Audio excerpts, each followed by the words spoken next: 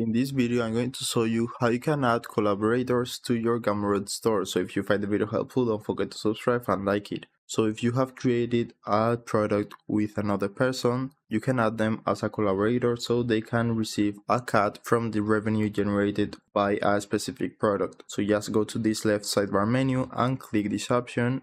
And now add a collaborator. Now we need to put their Gumroad account email. So in my case, I only have one product and it's unpublished. So I will need to mark this checkbox to see the product, and I'm not able to customize it because this is a private product. But let's do the test with this one, which is if you want to share a cut of all your products. So you just need to put the specific product you want, then the percentage of the cut they will get on each sale, and if you want this collaborator to show as co-creator or not. So this way people can also see their name whenever they are purchasing your product. Just enable or disable the specific product you want to share with this person and then add a collaborator. So that's it. Then whenever you want, you can also delete this collaborator or edit the information.